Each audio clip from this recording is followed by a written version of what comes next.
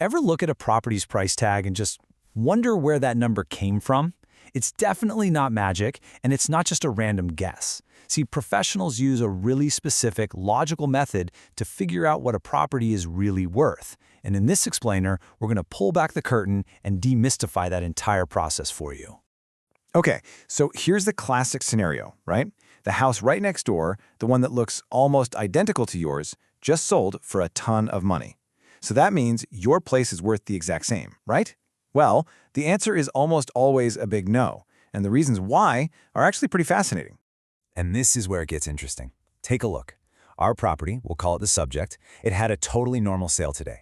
But the comparable property, the one next door, it sold a whole year ago, it was a foreclosure, and get this, the seller offered 0% financing just to get it off the market.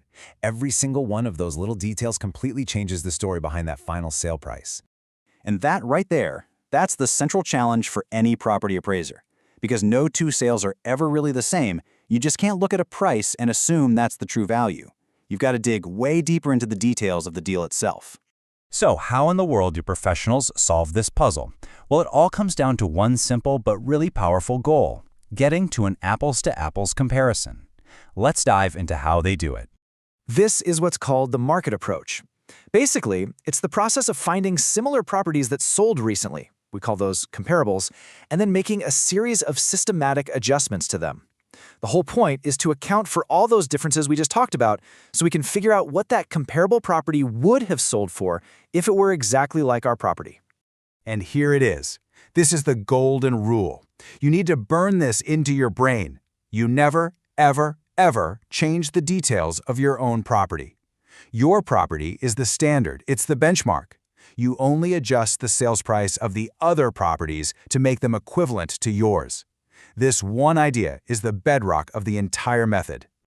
Okay, so let's get into our first set of adjustments. Before we even start thinking about the house itself or the land it's on, we have to look at the non-physical stuff, the actual terms of the deal. Appraisers look at these three things in a very specific order. First up, what legal rights were actually sold? Second, was the financing a normal, everyday kind of deal? And third, was it a regular open market sale, or was there something weird going on? Let's start with property rights. So let's say you have full ownership. It's called fee simple. But the comparable property that sold was what's called a leasehold, which means the buyer only got the right to use it for a certain number of years. That leasehold is legally inferior to your full ownership, so to make it truly comparable, we have to adjust its sale price upward. Next up is financing. You know, when a seller offers really sweet terms, like 0% interest, they're basically using that deal to pump up the sale price. A good appraiser has to strip that benefit away to find out what the property would have sold for in a normal cash or bank finance deal. We call this finding the cash equivalent value. This shows it perfectly. So, a comparable sold for $5 million, but it came with a special financing deal that gave the buyer an advantage worth $200,000. So here's the key takeaway. The true market value of that property on a cash basis was actually $4.8 million. We have to adjust the price down. And finally, we look at the conditions of the sale. The perfect comparable is what's called an arm's length sale, just a normal deal between a willing buyer and a willing seller. But if the sale was a foreclosure, or maybe between family members, that price is probably distorted. A foreclosure price is usually way below market, so we have to adjust that comparable's price upward to reflect what a normal sale would look like. All right, so once we've sorted out the deal itself, we move on to two of the most powerful forces in all of real estate: time and, of course, location. Real estate markets are never standing still. A price from a year ago? That's old news. As you can see here, if a comparable sold for $20,000 per square meter 12 months ago, and the market has shot up by 8% since then, that old price just isn't relevant today. So, what do? We make a time adjustment. We take that old price and we apply that 8% market growth. Simple as that. The adjusted apples-to-apples value of that comparable property in today's market is now $21,600 per square meter. And now for the big one, location. We've all heard the saying, location, location, location.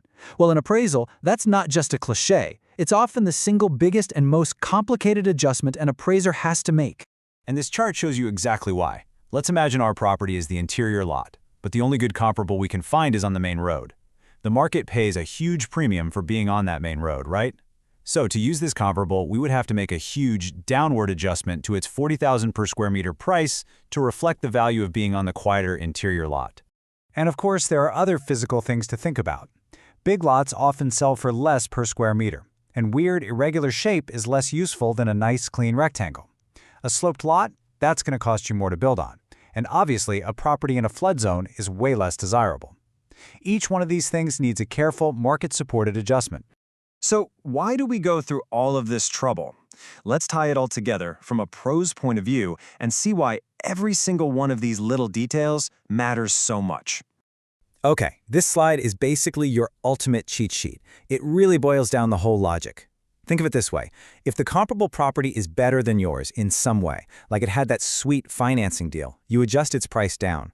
If the comparable is worse than yours in any way, it sold in the past, had a worse location, or it was a foreclosure, you adjust its price up to match your property. Simple as that. Now, this process obviously requires incredible attention to detail. And this is where a lot of people mess up. They completely ignore special financing deals. They use old sales data without adjusting for time. Or they'll compare a residential lot to a commercial one, which is a huge no-no. These mistakes are super common, and they can lead to a valuation that's just completely wrong. So here's the most important thing to remember.